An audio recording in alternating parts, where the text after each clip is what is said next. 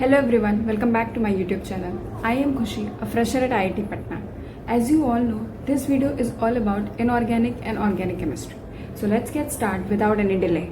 First, I will talk about inorganic chemistry, then organic chemistry, and at last, how I avoided distractions during my preparation.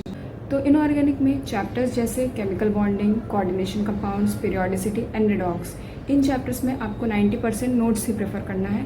Notes का हर एक part, हर एक line आपको एकदम याद होनी चाहिए.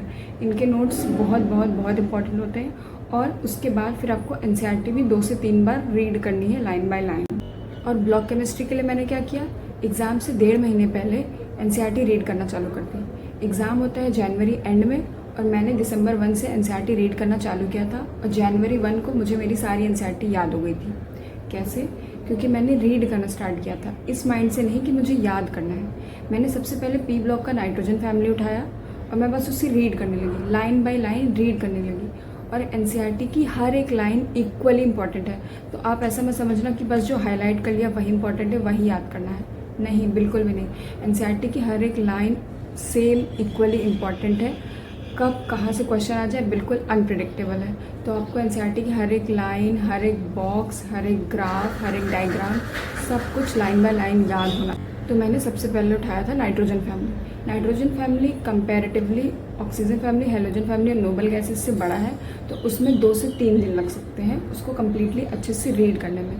तो बस मैंने उसको 3 दिन दिया और रीड किया. 3 दिन मतलब 3 घंटे, क्योंकि मैं दिन में इनऑर्गेनिक को सिर्फ 1 घंटा देती थी मॉर्निंग में बस. तो ऐसे करके मैंने अपना नाइट्रोजन फैमिली रीड कर लिया. उसके बाद आता है ऑक्सीजन फैमिली. फिर मैंने ऑक्सीजन फैमिली रीड करना स्टार्ट किया. बस रीड करना स्टार्ट किया, भले मुझे पहले का कुछ याद हो या ना हो. हाँ, लेकिन ऑक्सीजन फैमिली रीड करने से पहले मैंने एक बार नाइट्रोजन फैमिली को बस ऐसे गो थ्रू कर लिया, शायद कुछ रिटेन हो या ना हो, बस ये चेक करने के लिए. और नहीं भी होता है तो कोई दिक्कत नहीं है, आगे हो जाएगा आने वाले दिनों में.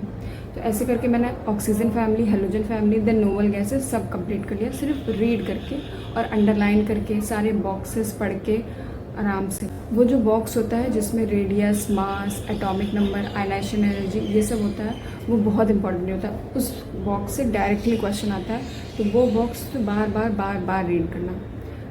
तो मेरा जब पी ब्लॉक रीड करके ख़त्म हो गया, उसके बाद मैं फिर से पी ब्लॉक को एक बार पूरा गो थ्रू कर लिया. और उसके बाद से मैंने डीएनएफ ब्लॉक पे भी सेम प्रोसीजर अपनाया. डीएनएफ ब्लॉक थोड़ा लेंदी है, तो पूरा डीएनएफ ब्लॉक रीड करने में आपको 1 वीक लग सकता है, मैक्सिमम 1 वीक लग सकता है. तो फिर रीड किया. तो ऐसे रीड करते करते मेरा P block and DNF block maximum 3 हफ्ते में कंप्लीट हो चुका था, एक बार सिर्फ रीड करके. भले मुझे कुछ याद हुआ हो या ना हुआ हो, पर मैंने एक बार रीड ज़रूर कर लिया और फिर से मैंने ये साइकिल शुरू किया. हालांकि मेरे पास 1.5 महीने थे, तो मैं जो अभी बहुत ज़्यादा टाइम लेने को बोल रही हूँ, मैं उतना नहीं लेती थी. मैं और कम टाइम लेती थी और जल्दी रीड करती थी, समझने की कोशिश करती थी कि ये लाइन कहना क्या चाह रही है. और ट्रस्ट में, आप समझने की कोशिश करेंगे तो आपको बिल्कुल ऐसा नहीं लगेगा कि आप याद कर रहे हैं. और मैंने शुरू किया था दिसंबर में और अभी चल रहा है अगस्त. तो अगर कोई अगस्त में या सितंबर में भी शुरू करता है तो जनवरी में एग्ज़ाम तक उसको पूरी एनसीईआरटी बहुत अच्छे से याद हो जाएगी. और मेंस के लिए ब्लॉक केमिस्ट्री की NCERT is one of the gold mine. तो अगर आपको बिलीव नहीं हो रहा है तो आप बस 1 हफ्ते कोई भी एक ब्लॉक पकड़ो और उसको रीड करना चालू करो, और 1 हफ्ते के बाद आप देखना कि आपको कितना रिटेन रहता है. अगर इस प्रोसेस से आपको हेल्प होती है तो कंटिन्यू करो, एंड आई एम श्योर कि हेल्प होगी. And same method I followed for qualitative analysis.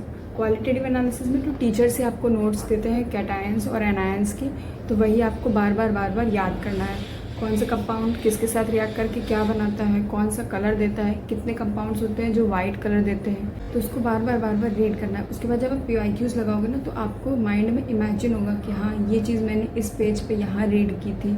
Specially NCERT में बहुत हेल्प होती है. सो आई रिक्वेस्ट कि एक बार ये मेथड आप ज़रूर ट्राई करना, और हेल्प हो तो मुझे ज़रूर बताना. And now here comes the second part, organic chemistry. मैं आपको बता दूं कि मेरी ऑर्गेनिक और इनऑर्गेनिक केमिस्ट्री तो जब मैं ऑफलाइन कोचिंग में थी, ड्रॉप लेने से पहले, तभी से अच्छी थी. तो ऑर्गेनिक केमिस्ट्री में मैंने ऐसे ड्रॉप ईयर में कुछ नया नहीं किया था, एक्सेप्ट जो बैचेस में DPP मिली थी वो लगाई थी, और उसके बाद फिर से वही PYQ. तो ऑर्गेनिक केमिस्ट्री में भी कुछ चैप्टर्स या मैकेनिज्म छोड़ के बाकी सब याद ही करना पड़ता है. जैसे स्टीरियो केमिस्ट्री है, तो वो तो पूरा समझने वाला चैप्टर है और one of the important chapter है. वो पूरा बेसिक है ऑर्गेनिक केमिस्ट्री का, तो आपको वो अच्छे से आना चाहिए.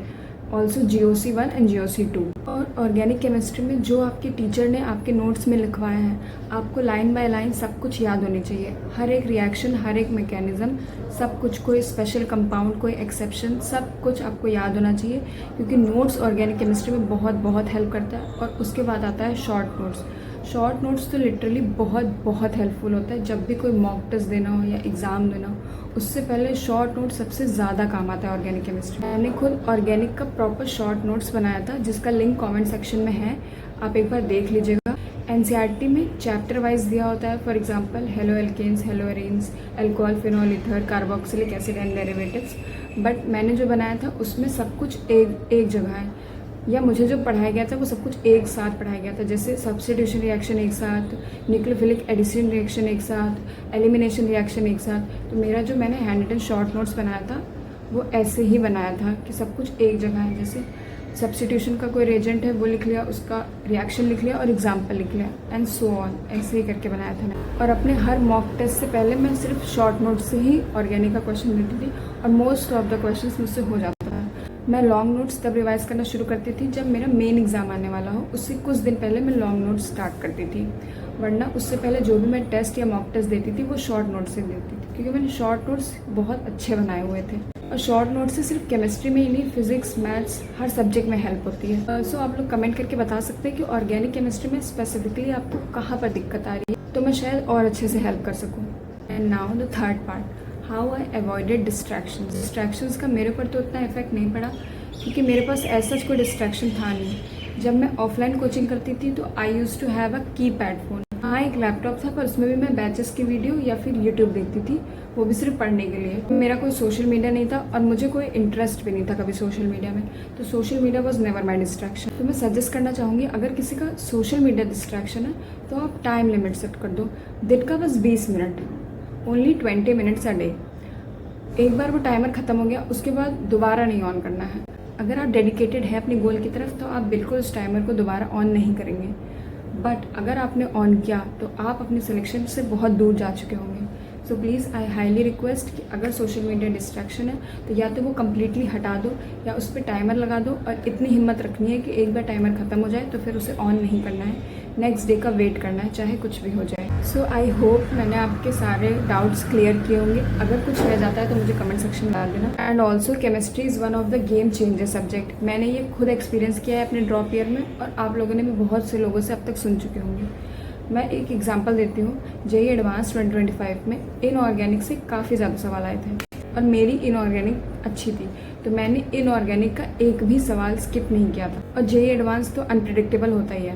ऐसा मत सोचना कि अगर मैं ये छोड़ दूँ या वो छोड़ दूँ तो काम हो जाएगा, काम नहीं होगा, क्योंकि बिल्कुल आपको नहीं पता होता कि वहाँ उस दिन एग्जाम में क्या आएगा। So close this video, open your notebook and make your day count. Also tell me in comments what should be tackled next. Bye bye, and don't forget to subscribe my channel.